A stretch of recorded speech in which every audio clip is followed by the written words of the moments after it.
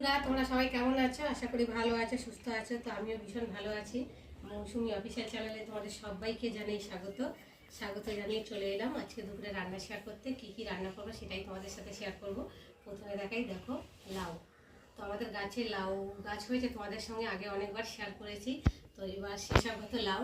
তো তার জন্য এই দেখো একটা চালের উপরে লাউ হয়েছিল, তোমার দাদাভাই কালকে সেই লাউটা পেরে এনেছে। তো আজকে সেই লাউটা রান্না করব। এই যে চিংড়ি মাছ আছে, দেখতে পাচ্ছি, এই যে চিংড়ি মাছ দিয়ে হবে। আর এখানটা এই যে আটট্যাংরা মাছ, আর আটট্যাংরা মাছ দিয়ে আলু দিয়ে হবে।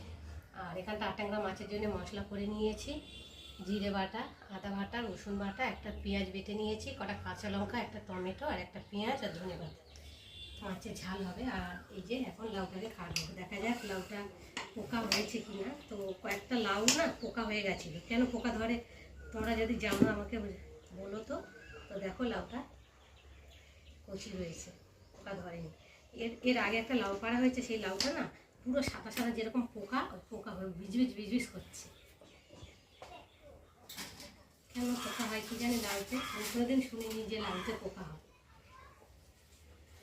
এখন আমি পিস করে ছোটো ছোটো করে কেটে নেবো। ওই লাউটা অনেকদিন হয়ে গেছিলো, ছিল পাড়া হয়নি, তো অনেকদিন হয়ে গেছে। আর বড় সড়ো মতো হয়ে গেছে, পোকা হয়ে গেছে। এই দেখো এটাও পোকা হয়েছে, তোমাদের সঙ্গে বলছি কেন পোকা হয়েছে। এই দেখো, দেখতে পাচ্ছি, দেখো। হ্যাঁ, ইস, ঠিক আছে। আমি ভাবলাম যে এটা উপর দিয়ে দেখাচ্ছে ভালো, কিন্তু ভেতরে দেখো পোকা হয়ে গেছে। বাবা, বাদ দিয়ে দেখি কি বাবা, এই দেখো কতটা লাউ ফেলে দিতে হবে। এই সাইডটা নিই, দেখা যাক এটা নেওয়া যায় কি সাইড দিয়ে। এটা একটু নেওয়া গেছে দেখো। আর এটা দেখো, এই তিনটে লাউ পিস দেখো পুরো পোকা। তো বন্ধুরা, এই পোকা কেন হয় তোমরা একটা জানিও তো, কোনো সার টার দিতে হয় নাকি, আমরা তো জানি না। তো দেখো, আর এখন আমি লাউটা কেটে নেবো, কেটে খোসাটা ছাড়াবো, ছাড়িয়ে তারপর ধুয়ে নেবো। নাহলে কেটে ধুলে তো জল জল ভাব বেরোয় বেশি। আর এমনিতে লাউ বুঝতে পারছো যে লাউতে জল বেরোয়। তো আমি এখন ছোটো ছোটো পিস করে লাউগুলো কেটে নিয়েছি, একটা করে কেটে আর ধুয়ে নেবো।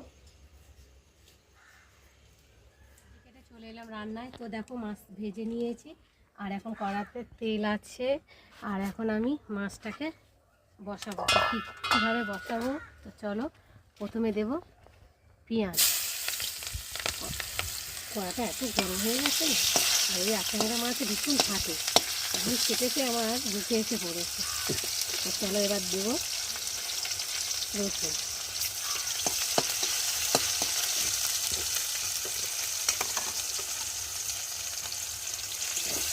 রসুনটা একটু ভাজা হয়ে গেছে, আর এবার দেবো আলু।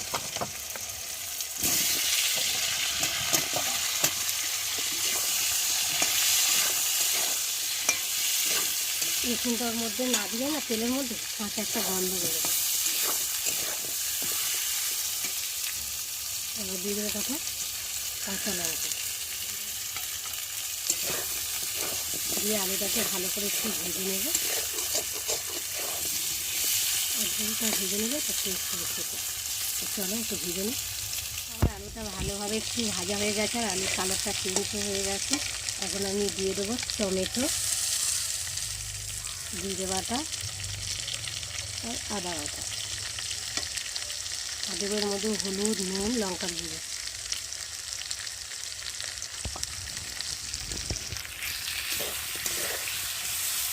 দিয়ে ভালো করে মশলাটা কষিয়ে নেব। আর দেবো এখানে একটা পেঁয়াজ বেটে নিয়েছি, সেই বাটা পেঁয়াজ।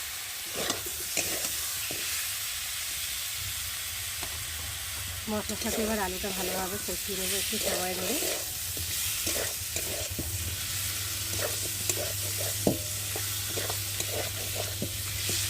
যতক্ষণ না মশলার গন্ধটা যাবে ততক্ষণ আমি ভেজে নেব। অল্প অল্প মশলা দিয়েই রান্না করলাম, কারণ বেশি খাবার এমনিতেই মাছ, নোনা মাছ রিস্ক হয়ে যাবে বেশি, পেটের সমস্যা আছে, ওই জন্য অল্প মশলা দিয়ে আমি তরকারিটাকে বানাবো। তাহলে তো ভালোভাবে তোমরা দেখো, ভালোভাবে মশলাটা কষানো হয়ে গেছে, আর মশলা থেকে দারুণ একটা গন্ধও ছেড়েছে। আর দেখো মশলার কালারটা একটু অন্যরকম চেঞ্জ হয়ে গেছে, আর তেলও ছেড়ে দিয়েছে দেখতে পাচ্ছি, আর ভালোভাবে কষানো হয়ে গেছে। এখন আমি জল দিয়ে দেবো, অল্প জল দেবো। ফুলকো তরকারিটা আমি একটু মাখা মাখা করবো,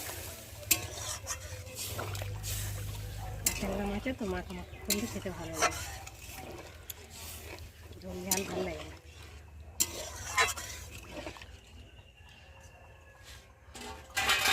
চলো এবার ঢাকাটাকে খুলবো। তো দেখো ঝোলটা ফুটে গেছে, ঝোলটা কি সুন্দর টকবক করে ফুটছে। আর এখন আমি এই যে ভেজে রাখা মাছগুলোকে দিয়ে ভালো করে ফুটিয়ে নেব।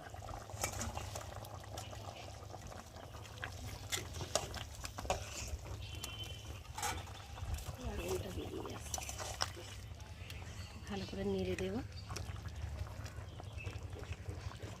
মাথাগুলো ডুবছে না।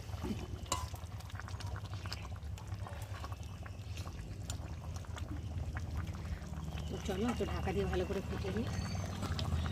এবার দেখো আমার মাছের ঝোলের রেসিপি তৈরি হয়ে গেছে। আর নামার আগে আমি একটু ধনে পাতা দিয়ে দেবো। তো বন্ধুরা, আজকে আমার ট্যাংরা মাছের রেসিপি কেমন লাগলো তোমরা কিন্তু অবশ্যই কমেন্ট করবে।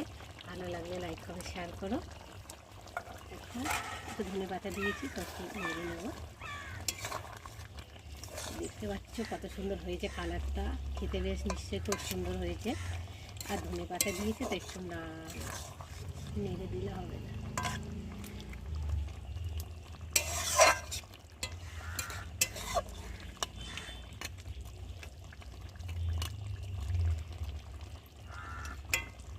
চলো আমি এখন নামিয়ে নেব। তো বন্ধুরা, আজকে আমার ট্যাংরা মাছের রেসিপি কেমন লাগলো তোমরা কিন্তু অবশ্যই কমেন্ট করবে। ভালো লাগলে লাইক করে শেয়ার করো। আর আমার চ্যানেলে যদি নতুন হয়ে থাকো চ্যানেলটাকে সাবস্ক্রাইব করো। চলো আবার দেখা হবে পরের ব্লগে। ততক্ষণ তোমরা তোমাদের খেয়াল রাখো। আর তোমরা ওইদিকে সাবস্ক্রাইব করতে থাকো আর আমি এদিকে তরকারিটাকে ঢালতে থাকি।